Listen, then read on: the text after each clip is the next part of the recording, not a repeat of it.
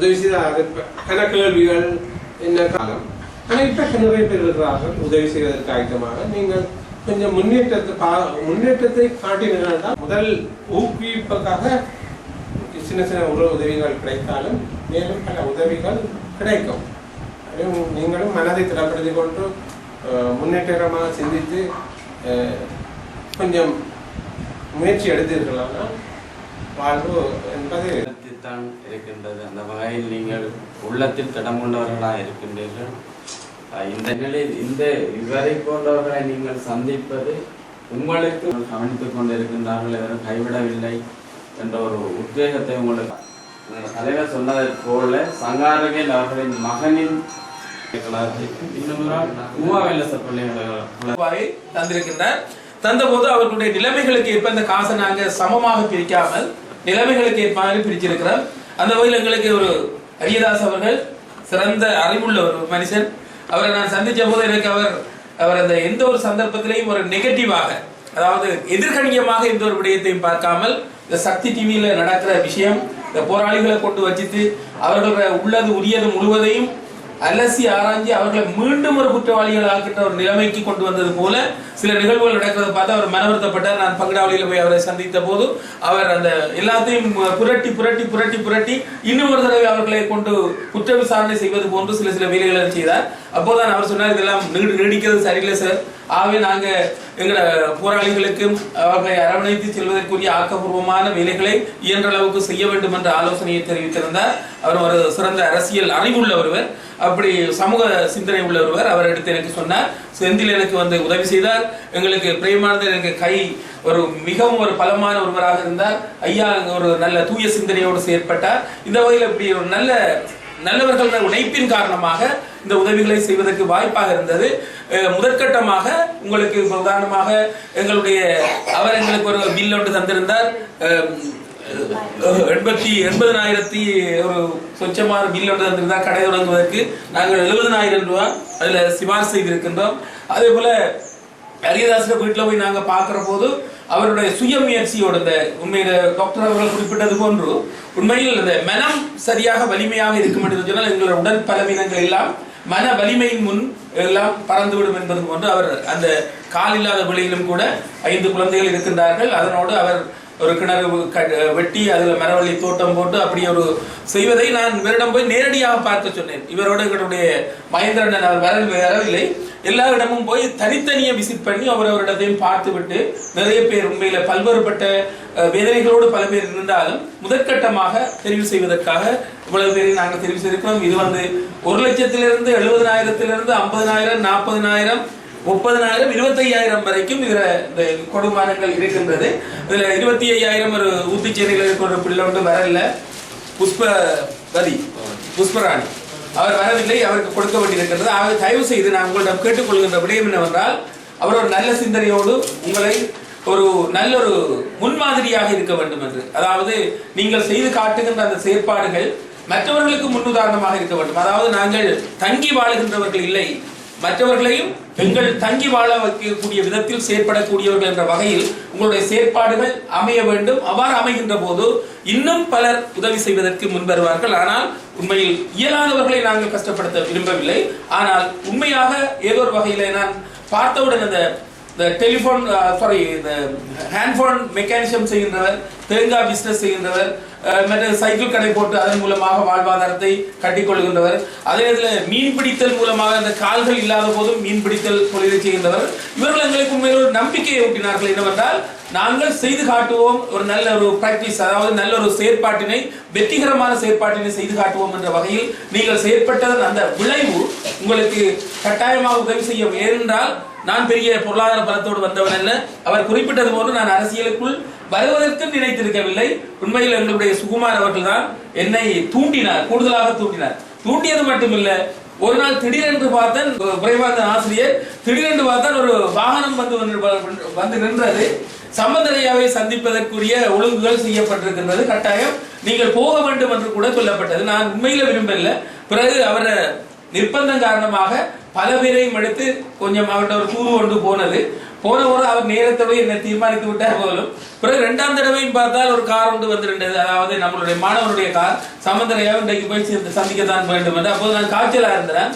அப்படி அந்த சங்காரவேல் ஐயாவின் மகன், இவருடைய மைத்துனரின் மகன் ஒரு நெருக்குதல், கட்டாயமாக நீங்கள் இறங்க வேண்டும். ஏனென்றால் ஊழல் மோசடிகள் இல்லாமல் அல்லது மற்றவர்களை ஏமாற்றாமல் அல்லது இன்னொரு வகையில் சொல்ல கை நீட்டி காசு கை நீட்டி வாங்காமல் இருக்கின்றதை சுத்தமாக செய்ய வேண்டும் என்று எதிர்பார்த்த ஒரு மதிப்பீட்டில் அவர் என்னை ஓரளவுக்கு இணங்கண்டிருந்தார். அதன் அடிப்படையில் தான் அவர் என்னை பலமாக இதில் நிர்பந்தித்தார். அப்போது கூட இவரிடம் கேட்டிருந்தார், அவருடைய பொருளாதார நிலைமைகள் எப்படி இருக்குமோ தெரியாது, அவருக்கு உதவி செய்ய வேண்டும் என்று கேட்டிருந்தார்.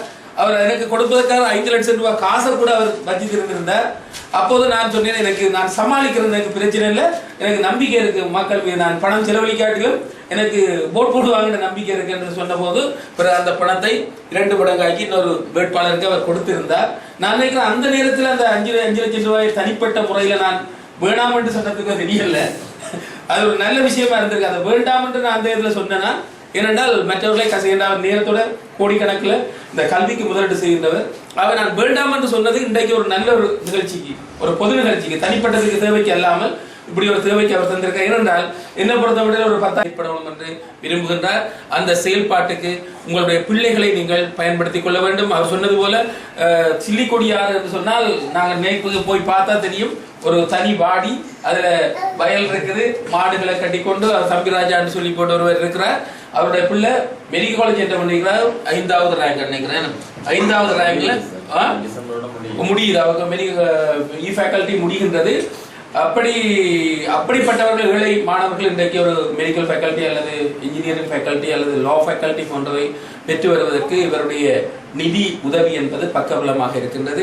எனவே அவர் தனது இயலுமைக்கு அப்பால் சென்று தானும் செய்து மற்றவர்களை செய்விக்கின்ற ஒரு செயல்பாட்டில் ஈடுபடுறார். அதே வேளையில ஒரு நல்ல ஒரு அரசியல், நல்ல ஒரு சமூக சேவை, நல்ல ஒரு கல்வி சேவை, நல்ல ஒரு கலாச்சாரம் நமது மண்ணில் இருக்க வேண்டும், அழிந்து போகக்கூடாது என்ற எண்ணத்தோடு செயல்படுகின்ற அவரது அந்த எண்ணம், சிந்தனை, அந்த செயல்பாட்டுக்கு ஏற்ற விதத்தில் உங்களோட செயல்பாடுகள் அமைய வேண்டும். புறநிற்க கூடாது. சில வழியில் இருந்தால் சிலர் எதிர்பார்த்திருப்பார்கள். இப்ப சில வழியில் இப்ப 10 பேருக்கு கொடுக்கின்ற போது இன்னும் 2 பேர் சில வழியில் எதிர்பார்த்து என்ற பேரையும் வந்து எடுத்து போனவங்க, 15 போனவங்க கிடைக்கல, அவங்களுக்கு குறைகள் வார நேரத்தில் நாளைக்கு எங்களுடைய அவர்களை கூப்பிட்டு வைத்து அவர்களை ஒரு அம்பலப்படுத்துகின்ற ஒரு செயல்பாடுகள் ஈடுபடுகின்றவர்கள் இருக்கின்றார்கள். ஆனால் அவர்கள் அப்படி இருக்க தேவையில்லை. நிச்சயமா நாங்கள் கட்டம் கட்டமாக ஏதோ ஒரு வழிக்கூடாக அவர்களுக்கு ஒரு உதவியை செய்வதற்கு நாங்கள் தயாராக இருக்கின்றோம். இது ஒரு முதல் கட்ட உதவி, இது முடிந்த முடிவு இல்லை, இது தொடரக்கூடிய ஒரு தன்மையை கொண்டிருக்கும். எங்களுடைய டாக்டர் கூட சொல்லியிருந்தார், உதவுவதற்கு தயாராக இருக்கின்றார்கள், ஆனால் அந்த பணம் சரியாக போய் சேர வேண்டும். இப்ப சில வழியில் பாத்தீங்கன்னா கையில இந்த அங்கரை கொட்டி போட்டு வாய்க்குள்ள எறிகிற நேரம் கை வியர்த்திருந்தா கையில ஒட்டி இருக்கிறது கூட இருக்கும், வாய்க்குள்ள போறது குறைவா இருக்கும். அதே போல அந்த உலர்மா ஒட்டி கொள்வது போன்றுதான் சிலரிடம் காசு கொடுக்கின்ற போது அந்த காசுல ஒரு பகுதி கையில பெரும் பகுதி ஒட்டி கொள்ளுகின்றது, கொடுப்பது குறைவு, கையில் ஒட்டி கொள்வது அதிகமாக இருக்கின்றது. அப்படி இல்லாமல் செய்ய வேண்டும் என்பதுதான் எங்களுடைய எண்ணமாக இருக்கின்றது. எனவே இன்று ஊடகவியலாளர்கள் கூட இந்த இடத்துக்கு சக்சஸ்ஃபுல் ஸ்டோரி என்று சொல்லுவாங்க, வெற்றிகரமான ஒரு கதையாளர்களாக, செயற்பாட்டாளர்களாக இருக்க வேண்டும் என்று கூறி அனைவருக்கும் நன்றி கூறி விடைபெறுகின்றேன்.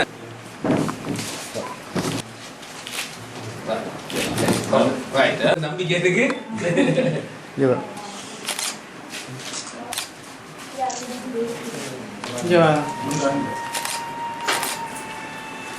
முற்பணமாக கொடுக்கப்பட்டது. இன்றைக்கும் கூட அந்த வேலையை தொடங்கல, அவருக்கு கொடுப்பனமாக எதுவும் கொடுக்கப்படவில்லை.